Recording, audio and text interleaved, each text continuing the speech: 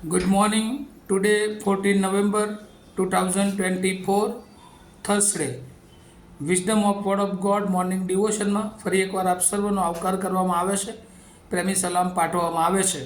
આજે સવારે આપણે નીતિવચનોના પુસ્તકમાંથી 10મો અધ્યાય અને એની 6ઠ્ઠી કલમથી 11મી કલમ સુધી પ્રભુના વચનોમાંથી જોવા માગીએ છીએ.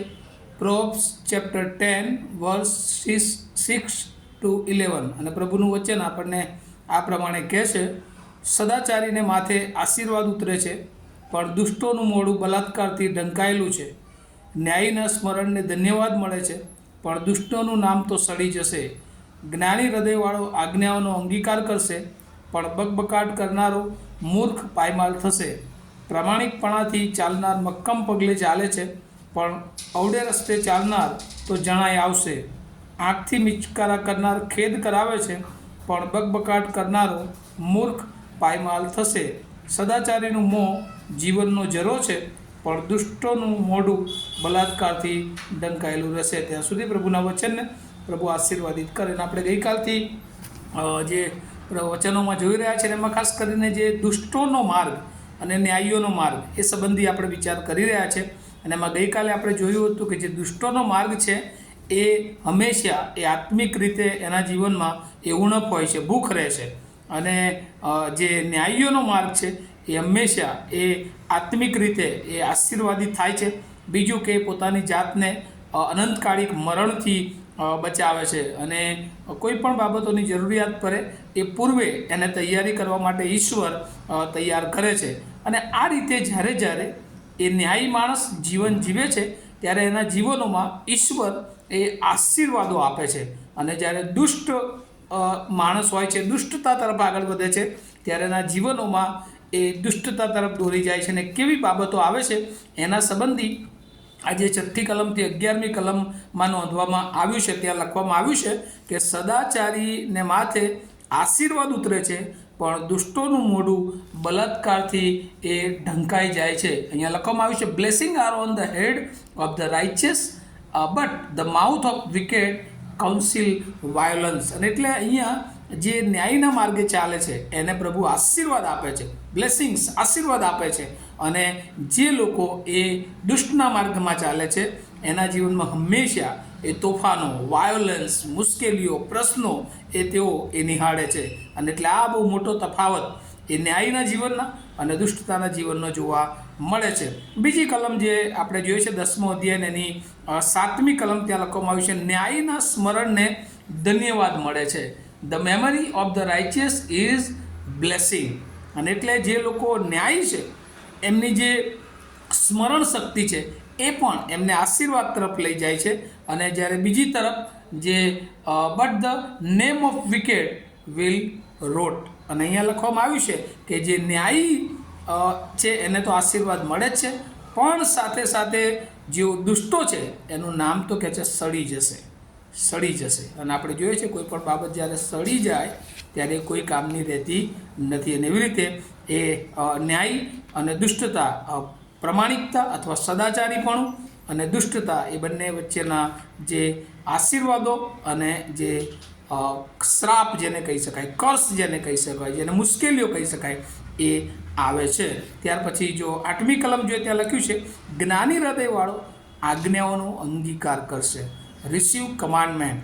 જે જ્ઞાની છે, જેને આશીર્વાદો મળ્યા છે, હંમેશા ઈશ્વરની આજ્ઞાઓને વધુને વધુ પોતાના જીવનમાં લાગુ કરશે. જ્યારે દુષ્ટ ત્યાં લખ્યું છે, જેને ગ્રીકમાં અને હિબ્રુમાં જે બલિયાલ અને જે શબ્દો વાપરવામાં આવે એ અર્થ પ્રમાણે એ કહે છે કે વધારે ને વધારે પાયમાલ થતો જશે. ઈશ્વર એની જ્ઞાની માણસને એની આજ્ઞાઓ સ્વીકારવાને માટે, એની આજ્ઞાઓ પ્રમાણે ચાલવાને માટે તૈયાર કરશે.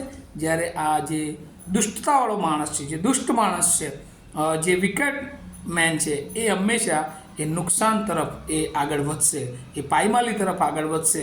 અને ત્યાર પછી જે ચોથી બાબત જે આશીર્વાદ રૂપે જે ન્યાયી માણસ છે, રાઇચિયસ મેન, અને એ સિક્યોરલી વોક, એટલે કે મક્કમતાથી ચાલશે. અને આજે આપણે જોઈએ છે આ પૃથ્વી પર ઘણા ઓછા લોકો એવા છે કે જે મક્કમતાથી ચાલે છે, જે સિક્યોર છે, જેને કોઈની બીક નથી. કેમ?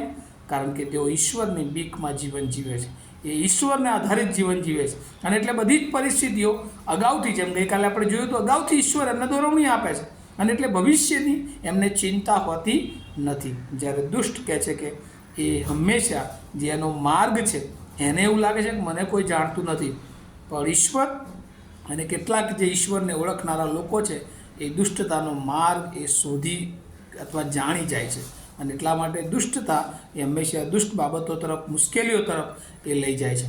અને છેલ્લી વાત જે ન્યાયી માણસના માટે બહુ મહત્ત્વનો આશીર્વાદ છે, અને તો ફાઉન્ટેન ઓફ લાઈફ, જીવનનો ઝરો છે. ન્યાયીપણાનું જીવન જીવવું એ જીવનનો ઝરો છે. અને જીવનનો ઝરો એટલે શું? એ જે ઝરા પાણીના હોય છે એ સતત વહ્યા કરે છે, અને સતત એ બીજા, એ પોતે તો આશીર્વાદિત રીતે આગળ વધે છે. એ રણિયામણું, એ સુંદરતા પોતાના જીવનમાં તો બીજાઓને દેખાય છે, પણ એમના જીવન દ્વારા એ ઘણા બધા લોકોનું પોષણ કરે છે. અને ન્યાયીઓનું જીવન આવું છે, એ ફાઉન્ટેન ઓફ લાઈફ જેવું છે. બીજાઓના જીવનને માટે એ ઉપયોગી જીવનો હોય છે. એ પોતાનું જીવન તો આશીર્વાદિત જોવે છે, પણ એના જીવન દ્વારા ઘણા બધા લોકોના જીવનોને એ આશીર્વાદિત કરે છે. અને આજે સવારે પ્રભુ આપણી પાસે પણ એ જ અપેક્ષા રાખે છે કે આપણે ન્યાયીઓના માર્ગે ચાલીએ, આપણે દુષ્ટના માર્ગોથી દૂર થઈએ, કે જેથી કરીને આપણને ઈશ્વર આશીર્વાદ આપે અને આપણા દ્વારા ઘણા બધા લોકો એ આશીર્વાદિત થાય. આપણા જીવનમાંથી એ જીવનનો ઝરો વહ્યા કરે, અને લોકો એ જીવનના ઝરાની પાસે આવે અને શાંતિ, આનંદ અને અનંત જીવન મેળવે. અને પ્રભુની એ જ ઈચ્છાથી આપણને આ પૃથ્વી પર પ્રભુએ એની પ્રતિમા સ્વરૂપ બનાવ્યા છે. ત્યારે આજે સવારે એ પ્રભુના વચનને આપણે સ્વીકારી, અને જો કોઈક રીતે આપણે શૈતાનના એ દુષ્ટતાના ભાષામાં આવી ગયા છે તો આપણા જીવનને ત્યાંથી બચાવી લઈએ, અને ન્યાયીઓના માર્ગમાં પ્રભુનું જ્ઞાન, પ્રભુની આજ્ઞાઓને પાળીને, પ્રભુની સાથે રોજ નિકટના સંબંધમાં રહીને પ્રભુનું જ્ઞાન મેળવીએ, પ્રભુના આશીર્વાદો મેળવીએ, અને એ આશીર્વાદોનો ઝરો એ બીજા સુધી પહોંચાડીએ, કે જેથી કરીને પ્રભુ આપણના જીવન દ્વારા ઘણા બધા જીવનોને બચાવી શકે. આવું આપણે પ્રાર્થના કરીએ.